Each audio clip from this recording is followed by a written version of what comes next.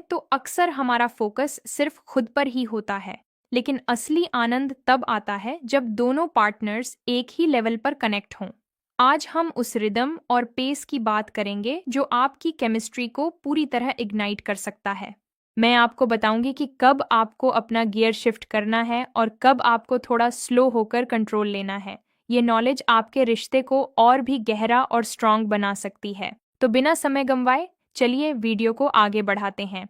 अब जब हम बात कर रहे हैं पेनिट्रेशन, मूवमेंट और स्टाइल की, तो इसका भी एक सही तरीका होना जरूरी है। देखिए, जब आप बेड पर आते हैं, जब आप एक्शन में आते हैं, तो कई लोग ऐसे होते हैं जो बिना सोचे समझे बस शुरू हो जाते हैं।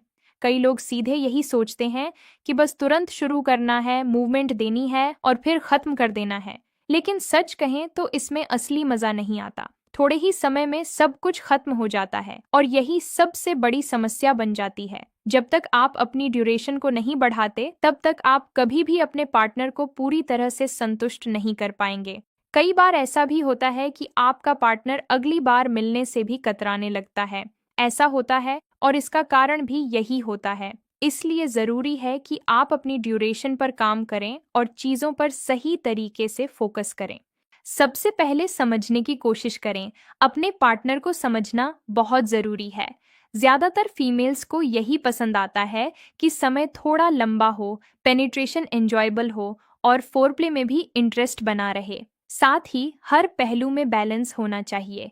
इसी तरह जब हम स्ट्रोक्स की बात करते हैं, तो शुरुआत में जब भी आप इंसर्ट करते हैं, यानी अपने पार्टनर के अंदर जाते हैं, तो आपकी मूवमेंट बहुत ही धीरे और कंट्रोल में होनी चाहिए।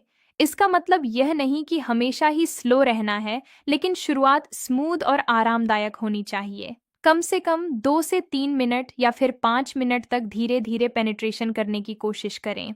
इस दौरान आप हल्के से अपने ऑर्गन को मूव करें और साथ ही अपने पार्टनर के क्लिटोरिस एरिया को भी टच करने की कोशिश करें। इसके बाद आप नोटिस करेंगे कि आपका पार्टनर काफ़ी ज़्यादा एक्साइटेड महसूस करेगा और उसकी एरोटिक फीलिंग्स और भी बढ़ जाएंगी।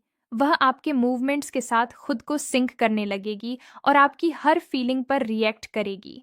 उसके मुंह से हल्की हल्की साउंड्स निकलेंगी जो काफ़ी रोमांटिक और इमोशनली कनेक्टेड होंगी। उसी समय आपको समझ जाना चाहिए कि आप उस स्टेज पर पहुंच चुके हो जहां आप अपने पार्टनर को क्लाइमेक्स तक ले जा सकते हो। इसके बाद आप धीरे धीरे अपने पेनिट्रेशन और स्ट्रोक की स्पीड को बढ़ा सकते हो और अपनी ड्यूरेशन के हिसाब से अपने एजुलेशन को कंट्रोल कर सकते हो। सही तरीका यही है दोस्तों कि जब भी आप शुरुआत में पेनिट्रेशन करो तो उसे धीरे और स्मूथ तरीके से करो, ताकि आपके पार्टनर को भी हर मोमेंट का फील आए और एक्साइटमेंट बढ़े।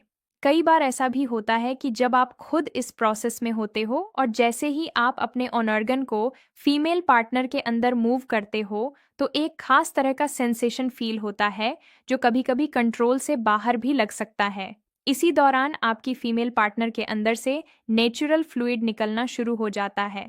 इसका मतलब यह नहीं कि कुछ गलत हो रहा है, बल्कि यह साइन है कि वह अब रेडी है और पूरी तरह इन्वॉल्व हो चुकी है। अगर शुरुआत में वह गीली नहीं है तो घबराने की ज़रूरत नहीं है, लेकिन जैसे ही ये चेंज आता है, समझ जाओ कि अब आप दोनों के लिए एक्सपीरियंस और भी एंजॉयबल होने वाला है।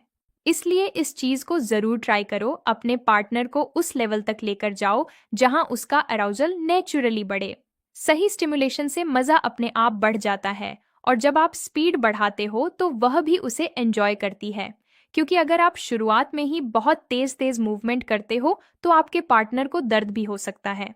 नीचे का एरिया काफ़ी सेंसिटिव होता है और अगर बिना तैयारी के ज़्यादा फोर्स लगाया जाए तो अनकंफर्ट या हल्की चोट भी लग सकती है।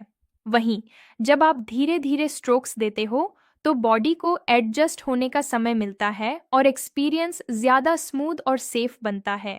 इसलिए आपको इस बात का खास ध्यान रखना है कि सबसे पहले अपने पार्टनर को सही तरीके से अराउज करना ज़रूरी है।